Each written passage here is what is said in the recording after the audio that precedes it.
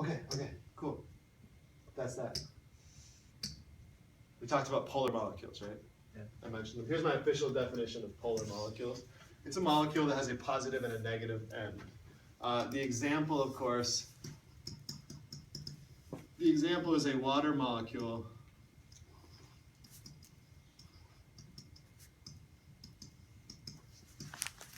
Water is a polar molecule.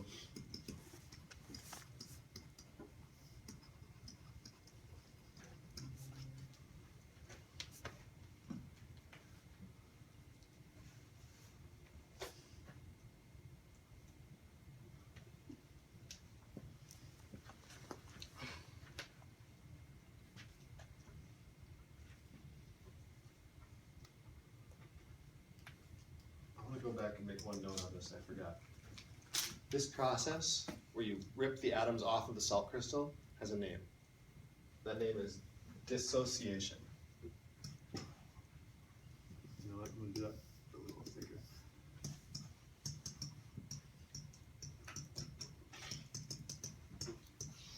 Dissociation. Sounds like disassociate. Dissociate means separate apart. Dissociation is the separation, or the breaking apart.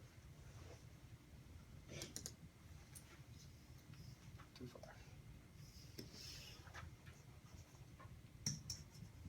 It's the breaking apart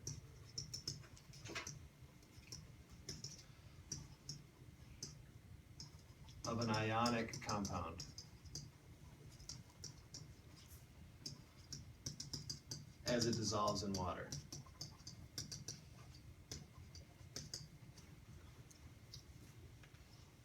You'll notice if you're paying careful attention, I said ionic compounds. Ionic compounds, like the salts that we study, they will split apart, dissociate as they dissolve in water. Sugar is not an ionic compound, but we know that sugar can dissolve, right? Sugar works a little differently. I want to just show that sugar, just because there's an important distinction to make.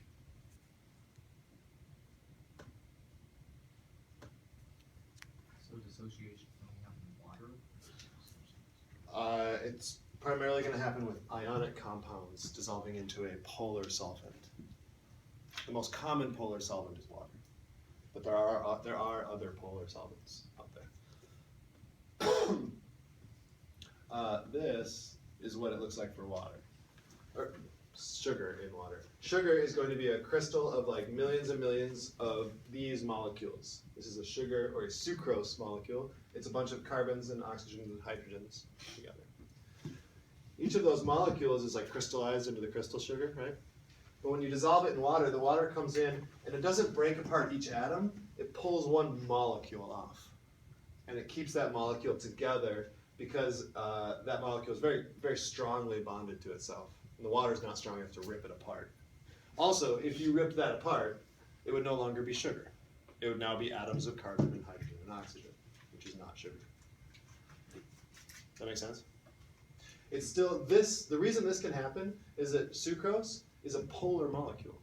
It's a molecule, but it has positive and negative spots on it.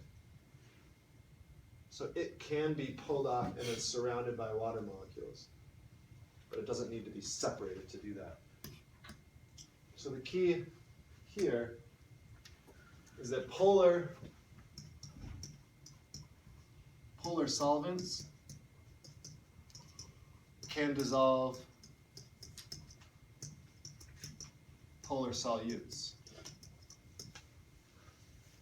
If you've got something like sugar, if you've got something like a protein, you can dissolve it into water because it does have polar ends to it. It's a molecule that has positive and negative sides.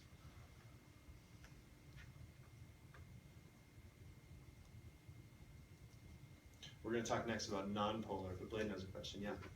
So, like, if you put, like, too much salt in water, and then, like, the rest of the salt just falls in the bottom, does that mean that, like, all the water has picked up the salt? You're jumping ahead half of a slide. Oh. I'm going to get to that right as soon as I talk about nonpolar. I want to make sure we just get the difference between polar and nonpolar before I start to talk about that. But thank you. Okay, nonpolar molecules are material or molecules that have no separate positive and negative sides. They don't have any negative areas or positive areas. They're very evenly neutral across them. So they're nonpolar. These things, water is not going to be attracted to them. They're not going to dissolve in water easily.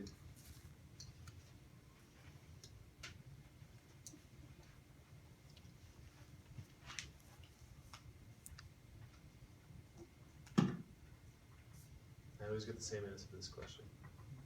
Can you think of anything that doesn't mix well with water? Oil. Oil, right?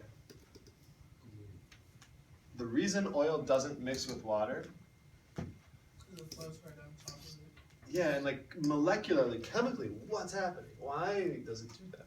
Because Check, it's, not polar. oil is nonpolar. Oils are nonpolar, fats are nonpolar. Was there anything that we tried in lab that did not dissolve in water? TOP. TOP is nonpolar. That's a nonpolar molecule. I'm going to draw a fat molecule or an oil molecule. They're really very related chemicals. It would look like this. It'd be a long chain of carbon atoms. I'm just drawing C's for the carbons, right? And then attached to every carbon would be hydrogens. That bond right there is a covalent bond. Going off the screen. That's a covalent bond, carbon to hydrogen. They're sharing electrons. It's a very even share. These are all shared very evenly, so there's no areas where it's positive and no areas where it's more negative. Therefore, it's nonpolar. So when water comes in, water's got the oxygen with the hydrogens, right? And it's got these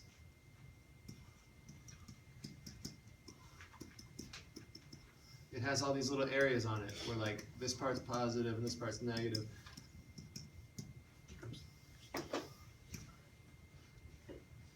Is there even anything magnetic for this water to attach to this? No. No. And so the water is attracted to itself. Each molecule is like, oh, hey, buddy, oh, hey, we're magnetic, and they'll pop together, and these will come over, and they'll be attracted to themselves, and maybe there's water over here on this side of the oil. It's like, hey, I'm a water, I'm kind of magnetic, I got that, oh, I'm just gonna, screw you, jump over here and get into these guys, and like, all gather together, and they're grouping, and this fat molecule's like, oh, I guess I'm alone.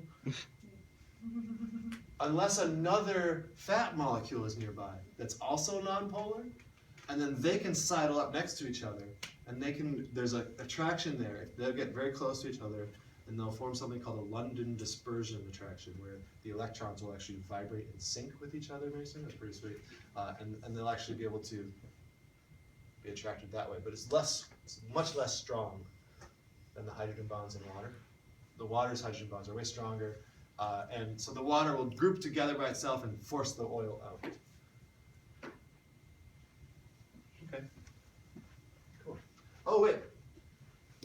Remember how I mentioned that this oil molecule could be attracted to another oil molecule? Yeah. Nonpolar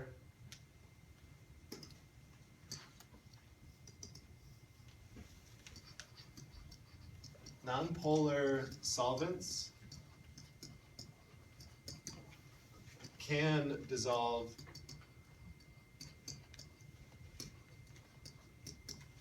nonpolar solutes.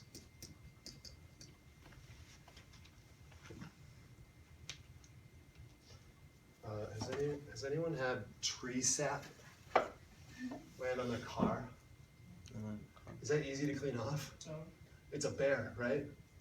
Sap is nonpolar. It's got a lot of nonpolar molecules in it. And so when you try to clean it off with water, you'll notice the water just beads up and runs right off the sap, right? Because the water molecules are attracted to themselves and they're not attracted to the sap.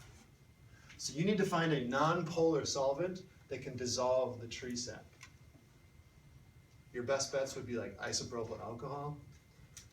Acetone will work, but acetone is pretty harsh on the paint of your car. So you have to be careful. But yeah, don't park underneath pine trees, especially in the spring. Because they will drop sap right on your car. And then it sucks. To clean it off. Or on the windshield. Oh. That's because they're non-polar molecules. The key here, like the little silly saying to help you remember it, is that like dissolves like. Polar can dissolve polar, non-polar can dissolve non-polar. That's like the little key funny saying.